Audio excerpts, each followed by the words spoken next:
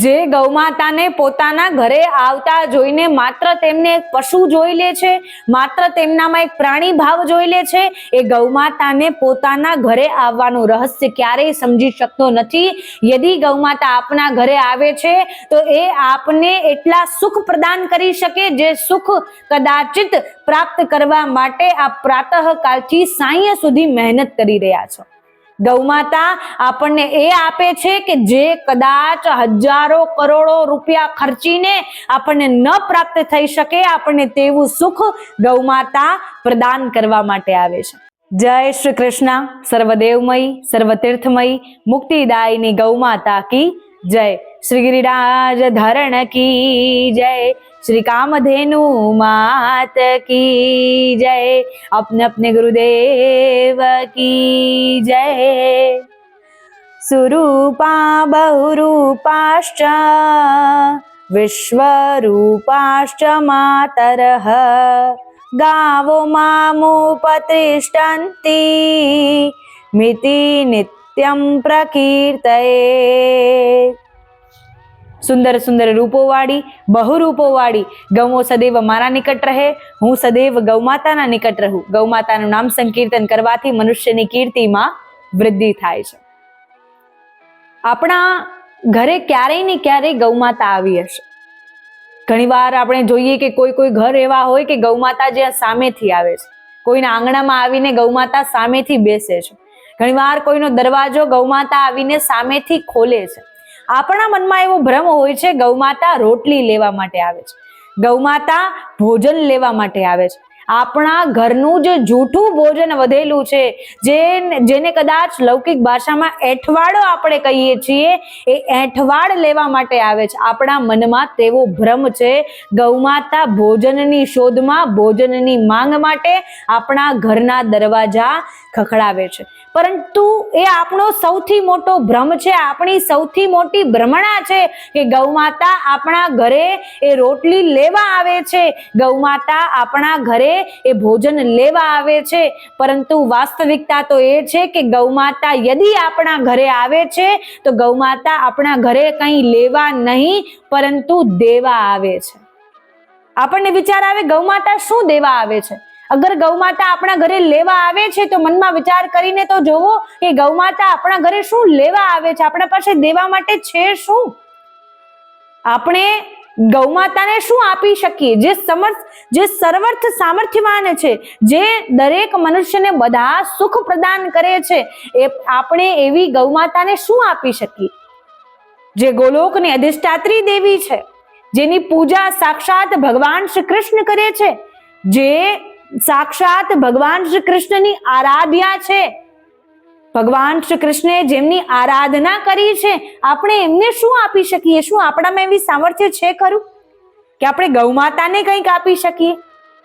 ગૌમાતા એ આપણા ઘરે કંઈ લેવા નહીં પરંતુ આપણા કષ્ટોને હરવા આવે છે, આપણી પીડાને લેવા આવે છે, આપણા દુઃખને લેવા આવે છે. આપણે જેટલા દુઃખી છીએ, જેટલા પીડામાં છીએ, જેટલા કષ્ટમાં છીએ, આપણા જીવનમાં જેટલી તકલીફો છે, જેટલી પ્રોબ્લેમ્સ આપણા જીવનમાં છે, જેટલી સ્ટ્રગલ આપણે કરી રહ્યા છીએ, તે સ્ટ્રગલને રિમૂવ કરવા આવે છે, તેને લેવા આવે છે. ગૌમાતા કંઈ દેવા, ગૌમાતા એ પીડાને લેવા આવે છે, જે પીડાને કદાચિત આપણા જીવનમાંથી કોઈ પણ પ્રકારની શક્તિ હરી શકતી નથી. ગૌમાતા આપણા જીવનની રિક્તતા અર્થાત ખાલીપાને ભરવા આવે છે. આપણા જીવન ઘણીવાર આપણને એકલતા લાગે, ઘણીવાર આપણને લાગે મારા જીવનમાં કાંઈ બચ્યું નથી. આપણા જીવનની એક ખાલીપન એને લેવા આવે છે. ગૌમાતા આપણા જીવનના દરેક દુઃખ, દરેક તકલીફો, દરેક મુશ્કેલીઓને હરવા માટે આવે છે. ગૌમાતા આપણા જીવનના વિષને ગ્રહણ કરવા માટે આવે છે. જે ગૌમાતાને પોતાના ઘરે આવતા જોઈને માત્ર તેમને એક પશુ જોઈ લે છે, માત્ર તેમનામાં એક પ્રાણી ભાવ જોઈ લે છે, એ ગૌમાતાને પોતાના ઘરે આવવાનું રહસ્ય ક્યારેય સમજી શકતો નથી. યદિ ગૌમાતા આપના ઘરે આવે છે તો એ આપને એટલા સુખ પ્રદાન કરી શકે જે સુખ કદાચિત પ્રાપ્ત કરવા માટે આપ પ્રાતઃકાલથી સાંય સુધી મહેનત કરી રહ્યા છો. ગૌમાતા આપણને એ આપે છે કે જે કદાચ હજારો કરોડો રૂપિયા ખર્ચીને આપણને ન પ્રાપ્ત થઈ શકે, આપણને તેવું સુખ ગૌમાતા પ્રદાન કરવા માટે આવે છે. તો આજે ગૌમાતા આપણા ઘરે શું દેવા માટે આવે છે? આપણે તે 5 લાભને જોઈએ કે ગૌમાતા આપણા ઘરે જ્યારે જ્યારે સામેથી આવે છે ત્યારે ત્યારે આપણને આ 5 લાભ પ્રદાન કરવા માટે આવે છે. જે 5 લાભની પ્રાપ્તિ કરવા માટે મનુષ્ય સતત મહેનત કરતો રહે છે. પરંતુ જો ગૌમાતા આપણા ઘરે આવે છે તો ગૌમાતાને આવવાનું રહસ્ય આપ અવશ્ય જાણી શકો છો. ગૌમાતા જ્યારે જ્યારે આપણા ઘરે આવે છે તો આપણને કંઈ લેવા માટે નહીં, પરંતુ આપણને કંઈ દેવા માટે આવે છે. એ કોઈ ભાવુક વાક્ય નથી, એ શાશ્વત સત્ય છે કે ગૌમાતા આપણને જે દેવા આવે છે તે શાંતિ દેવા આવે છે. ગૌમાતા આપણને શાંતિ પ્રદાન કરવા માટે આવે છે. આજે આપણા પાસે બધી સુખ સુવિધાઓ છે, ટીવી, ફ્રીજ, એસી, વોશિંગ મશીન, સારા સારા મોબાઈલ, લેપટોપ, બધું આપણી પાસે છે. બધી સુવિધાઓ હોવા છતાં આપણી પાસે સુખ નથી, આપણે સુખી નથી. બધા કદાચ જ સુખ હોવા છતાં આપણી પાસે શાંતિ નથી. આપણને ગૌમાતા એ શાંતિ પ્રદાન કરવા માટે આવે છે. જે ઘરમાં ગૌમાતાના ચરણો પડી જાય છે, જે ઘરમાં ગૌમાતા પોતાના ચરણો રાખે છે, એ ઘરમાં ક્યારેય કોઈ ઝઘડો ટકી શકતો નથી, એ ઘરમાં ક્યારેય કોઈ નકારાત્મકતા ટકી શકતી નથી. એ ઘરમાં સદૈવ સાત્વિક ઉર્જાનો સંચાર થતો રહે છે. એ ઘરમાં સદૈવ પ્રેમ ભાવ વધે છે. અને જે ઘરમાં ગૌમાતા આવે છે એ ઘરમાં તો ક્યારેય ક્રોધ પ્રવેશ કરી શકતો નથી. જે ઘરમાં અથવા જે ઘરના વ્યક્તિઓ દ્વારા સદૈવ ગૌ નામ સંકીર્તન કરવામાં આવતું હોય, ગૌ કથા શ્રવણ કરવામાં આવતી હોય, એ ઘરમાં ક્યારેય નકારાત્મક શક્તિઓ પ્રવેશ કરતી નથી. એ ઘરમાં ક્યારેય કોઈનું ખોટું થઈ શકતું નથી. ગૌમાતાની સાત્વિક ઉર્જા એ આપણા મનને પવિત્ર કરી નાખે છે. ગૌમાતાના નેત્રમાં આપણે જ્યારે જોઈએ છે તો માત્ર ને માત્ર શાંતિ અને આપણા માટે ક્ષમા હોય છે, આપણા માટે દીનભાવ હોય છે. ક્યારેય તેમના નેત્રોમાં આપણને માંગ નહીં જોઈ હોય, ક્યારેય કોઈ આપણી પાસે કંઈ લેવા માટે આવતી નથી, પરંતુ સદૈવ આપણને એવી અદ્રશ્ય શાંતિ પ્રદાન કરવા માટે આવે છે. જે શાંતિની શોધ મોટા મોટા ઋષિ મુનિઓ વૈરાગી વનમાં નીકળી ગયા છે કે એ શાંતિ કદાચ જ આપણને ગ્રહસ્થ જીવનમાં ન મળી શકે, પરંતુ આપણે યદિ ગૌમાતાને ભાવથી પૂજીએ છીએ, ગૌમાતાનું નામ સ્મરણ કરીએ છીએ, ગૌ કથાને શ્રવણ કરીએ છીએ, આપણું તન મન ધન પવિત્ર બનાવે છે. આપણું તન મન ધન શુદ્ધિકરણ કરીને તેમાં શાંતિ પ્રદાન કરે છે. આપણું મન અશાંત થતું હોય, કોઈ પણ અજાણેલો ડર લાગતો હોય, અજાણ્યો ડર કે આપણને મનમાં ડર લાગ્યા કરે છે, ભય લાગે છે, બેચેની થાય છે, એ બધું દૂર થાય છે અને આપણને એક શાંતિ પ્રદાન થાય છે. આપણે વિચાર કરીએ છીએ ગૌમાતા જ્યારે જ્યારે આપણી ઘરે આવે છે, આપણે ગૌમાતાને રોટલી દઈએ છીએ, આપણે ગૌમાતાને ગોળ ખવડાવીએ છીએ, આપણે ગૌમાતાને કંઈ ને કંઈ આપીએ છીએ, આપણે ગૌમાતાને કંઈક આપી રહ્યા છીએ.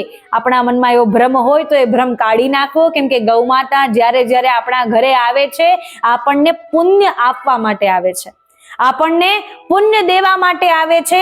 કેમ કે ગૌમાતાની સેવા કરવાથી શાસ્ત્ર આ વાતને કહે છે કે ગૌ સેવા જે પણ મનુષ્ય કરે છે તે કોઈ પણ એક દેવી અથવા દેવતાની નહીં, પરંતુ તે મનુષ્ય સાક્ષાત પૂર્ણ બ્રહ્માંડની સેવા કરે છે.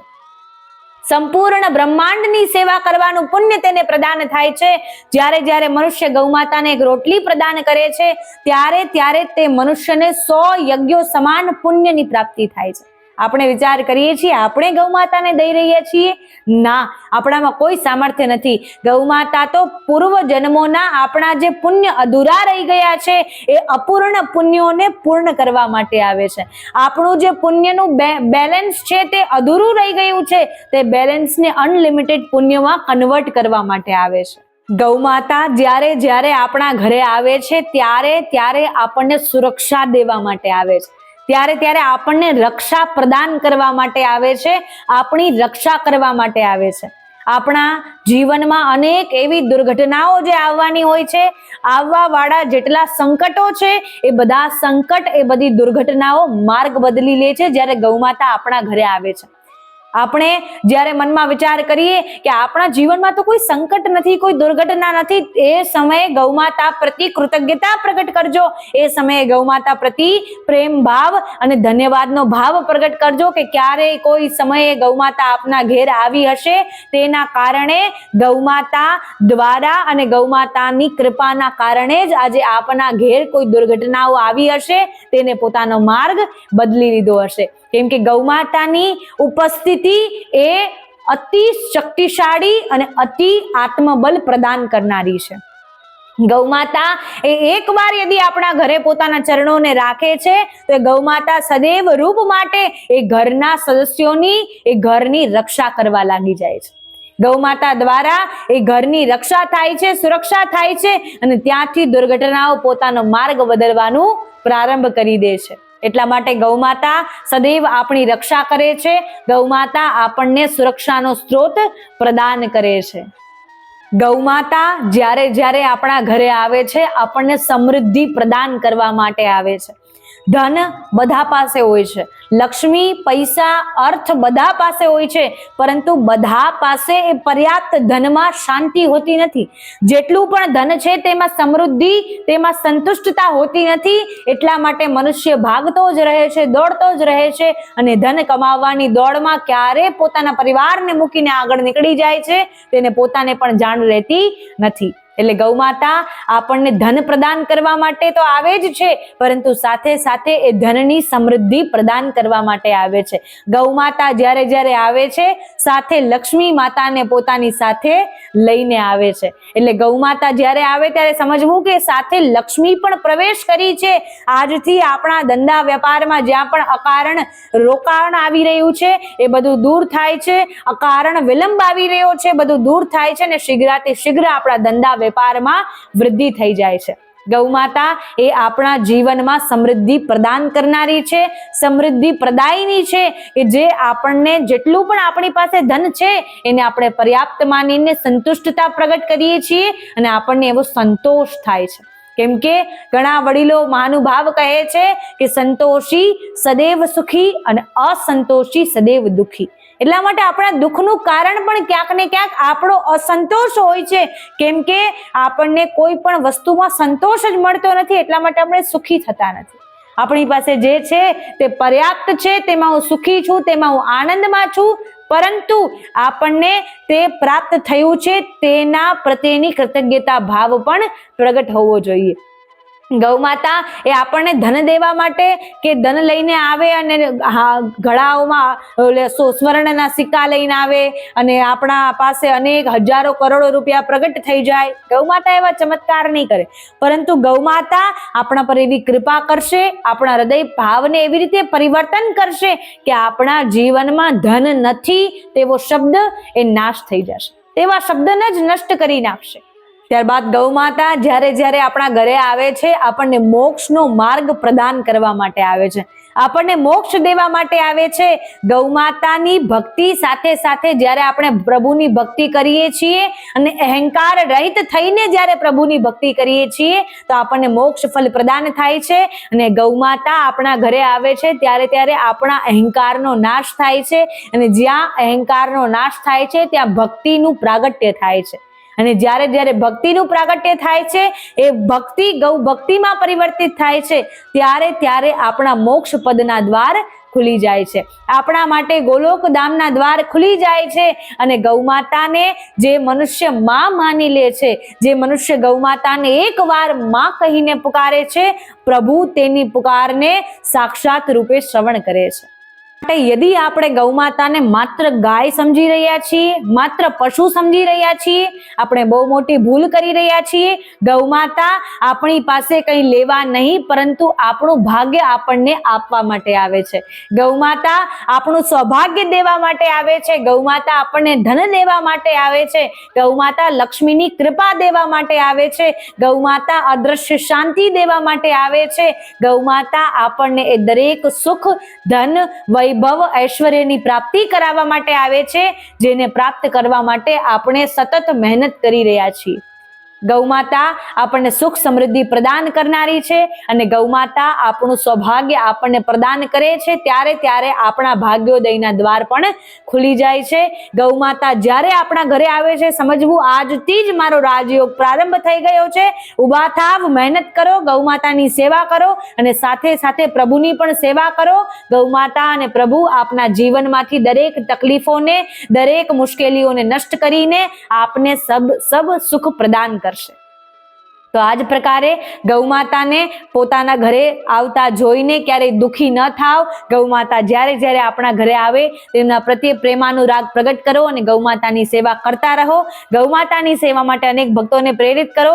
ગૌ માતા આપણા ઘરે લેવા નહીં પરંતુ ગૌ માતા આપણને દેવા માટે આવે છે. ગૌ માતા આપણને કૃપા દેવા અને આશીર્વાદ દેવા માટે આવે છે. તો એટલા માટે ગૌ માતાની સેવા કરતા રહો. ગૌ માતાની સેવા માટે અનેક ભક્તોને પ્રેરિત કરો. ગૌ માતાનો ગૌ કથા જે શ્રવણ કરતા રહો. જે પણ મનુષ્ય ગૌ કથાને શ્રવણ કરે છે, શ્રવણ કરાવે છે, એ મનુષ્યના જીવનમાં કોઈ પણ પ્રકારના દુઃખ રહેતા નથી અને એ મનુષ્ય અધિક સહસ્ત્ર ગણા સુખોની પ્રાપ્તિ કરે છે. ગૌ માતા અવશ્ય આપનું કલ્યાણ કરશે. જય શ્રી કૃષ્ણ, જય ગિરિરાજ.